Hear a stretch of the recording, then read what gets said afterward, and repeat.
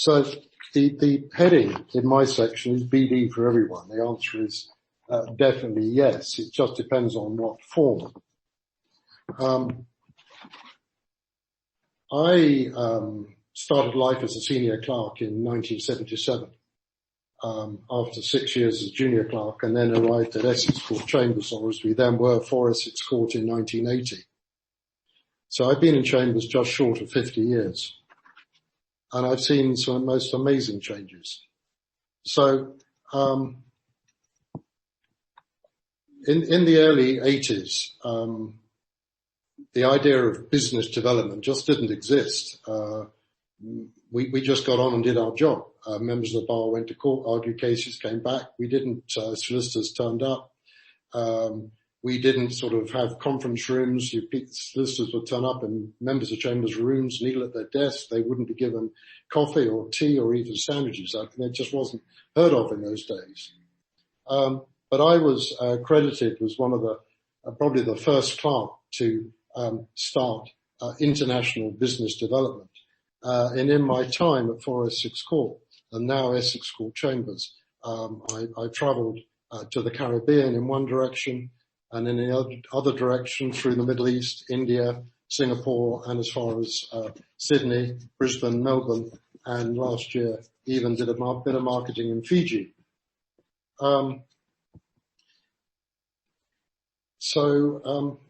Just a bit of an idea. So in the late 80s, there were the first brochures. There were the first business cards. Before that, there wasn't such thing as a brochure. And the bar in England was slightly ahead of the solicitor's profession on brochures. And brochures could only be black on white. Business cards were early. My first trip here to Singapore was 1981. And the idea of knocking on law firm doors was frowned upon. And I got teased a lot by my clerk colleagues in London as touting. And I was, someone made a t-shirt with Grief's touting tours. It was never touting in my view. It was all about relationships. I had 3 senior members of Chambers who I knew pretty soon after I started in 1980. One was Mark Saville, who then became Lord Saville, famous for the Bloody Sunday inquiry. The other was Anthony Evans, who went to the Court of Appeal, and then later the Chief Justice in the DIFC Dubai. And the other one was Lord Steyne. And of course, you've all read about their judgments over the years. But I knew they all had relationships around the world. But my predecessor didn't engage with their clients in quite the same way. So I thought what I had to do was to go and engage with those clients. And that's why I came to Singapore, because that's where a lot of our work, international work, came from in the in the 70s and 80s. And so I wanted their clients to become my clients. And I started that in November 1981. One of the first people I met for coffee and talked about the profession was now Justice Quentin Lowe. I was late 20s, he was early 30s. And we talked about client relationships. So it wasn't so much about business. It was business development, but for me it was about keeping those strong relationships. And then in those days, there was the telex machine. I mean, most of you have probably read about them, but never seen them. There was the fax machine. I came to Singapore to market the fax machine. The idea that a lawyer in Singapore could put something on the fax machine to London at the end of the court day, the barrister in London to give some advice and be back on the desk the following morning.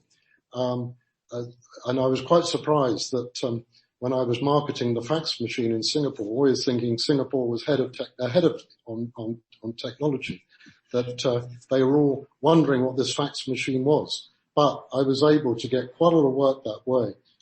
Urgent issues at the end of the Singapore court day, which London could answer the question and have it back on the desk the following day.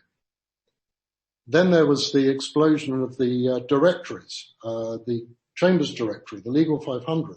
It didn't exist till 93, 94.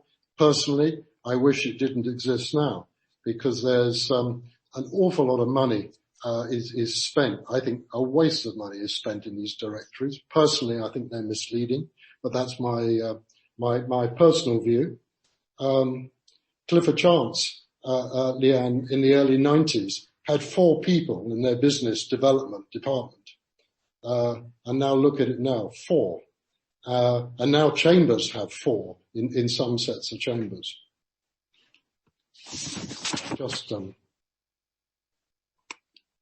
So I just lost you there.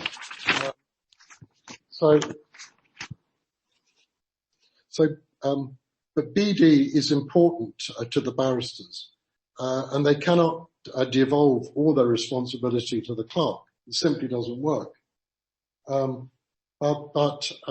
It's for us as clerks to think of opportunities. The Benjamin opportunity of the latest this or the latest that. It's us as clerks who will say to the member of Chambers who's an expert, who has expertise in employment law or public international law, this is an opportunity, get out there, write something, do a seminar on it. When I work with junior barristers, it's important that they realize from the start, at the beginning of their careers, they start with nothing. And again, this is, again, my personal view, but when there are some barristers who think they're the best thing that's since sliced bread when they start at the bar, they think they know everything. I rather, to some extent, because I've perhaps got age on my side, I can put them down, is when they start at the bar, they know nothing other than they've been to university, they've done their pupillage, and they've got a tenancy in a set of chambers. But when they start, nobody knows them. And my advice to them is, you get a piece of work, which I will have got for them, or one of my team will have got for them. You do it well, you do it on time, and as clerks, we don't charge too much. If you can achieve that, solicitor, lawyer is impressed. They might come back with the second case, and then the third case. And then I say to the young barrister, don't make friends with the partner. They're not interested in you. Make friends with the junior lawyer and grow up with them. And that I've seen happen so many times, in my career. But it's what the clients want to see. They want to instruct again. So you can be a good lawyer, technically without BD, but you'll not be a successful lawyer. You'll be reliant on others to bring in the work. This can be work quite well in bigger firms, as one can be hidden in larger teams. But not everybody is good at getting out there and meeting clients. Not everybody, and those that are not comfortable at going to drinks events or whatever. It's those opportunities to write, to speak at events where they think they're likely more in court when they're addressing. There are a number of silks at the bar that I regard as having the X factor, where they're good with clients, they're good at events, and they're also brilliant advocates. But it's in the main, it's not across the bar. So some are natural rainmakers and some are not. So there are various, many ways of types of BD for raising profile, and what suits you best. It's the networking, it's the public speaking, it's the writing articles and publishing. And then as you go down the road, these ghastly directories and winning awards.